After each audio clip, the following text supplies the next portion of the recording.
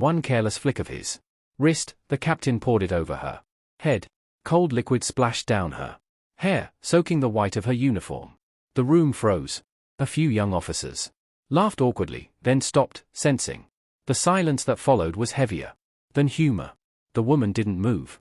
She stood still, eyes closed, letting the dark soda drip down her collar. No anger, no words, only quiet. Before I tell you what happened next, like, comment, and share this story from Kindness Valley. Tell me where you're watching from. It was a humid afternoon aboard the naval training vessel, Ardent. They were celebrating the captain's promotion.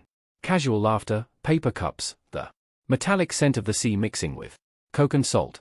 The young woman had just arrived that morning. She wore a trainee uniform. No badges, no ribbons, only a name tag, Maya. To the crew, she was just another new face sent from headquarters for field experience. But to one man on deck, the captain, she was a target for amusement. He had a reputation. Confident, loud, the kind of man who believed command was a stage. He joked with his subordinates like an entertainer with an audience. They laughed because they had to.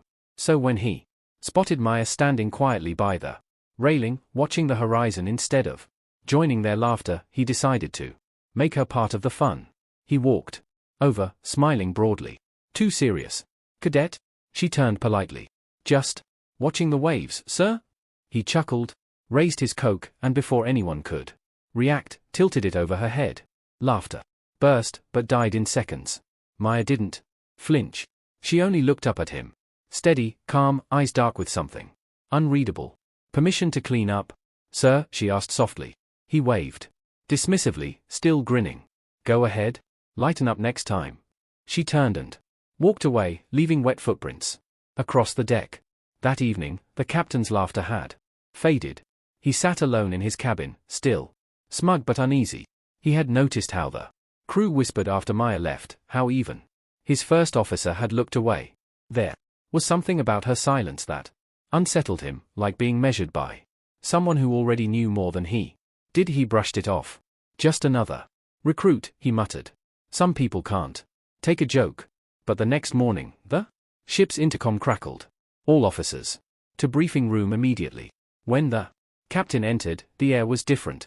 Stiff, expectant. The officers stood in perfect attention. At the head of the table, where the Admiral usually sat, was Maya.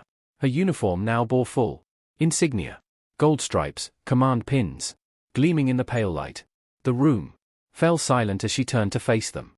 Good morning, she said calmly. Admiral Donovan will not be joining us today. I've been assigned to oversee this crew for the next 2 weeks.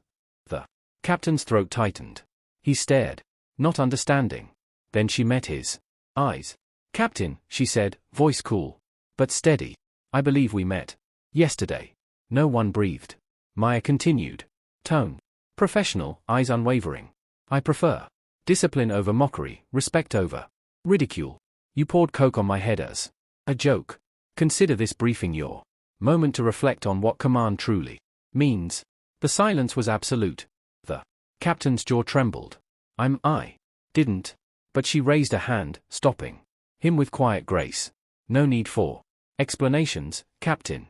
The sea already tests us enough. It's the moments on land or on deck when we reveal who we truly are.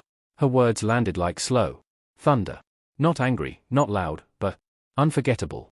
The next few days, the ship transformed. The captain's laughter disappeared, replaced by a quiet focus.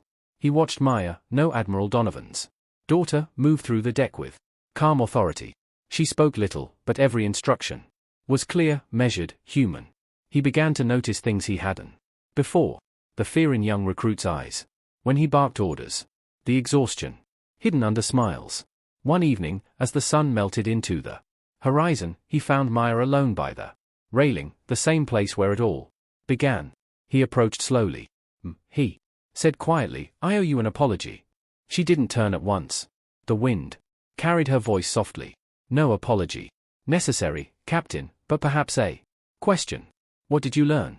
He swallowed. That respect isn't given by rank. It's earned by how we treat those we think are beneath us. For the first time, she smiled faintly. Then the sea has already taught you more than I ever could. The waves broke gently below them. No music, no applause, just two officers staring into the endless horizon. One humbled, one serene. When Maya departed a week later, the crew lined up to salute. The captain stood at the front, his posture firm, eyes shining with something that wasn't pride, but gratitude.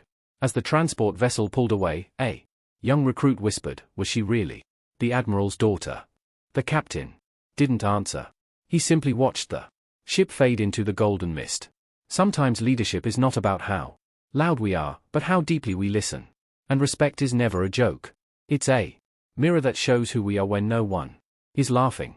If this story moved you, like, comment, and share your kindness. Valley thoughts below. And subscribe for more untold stories.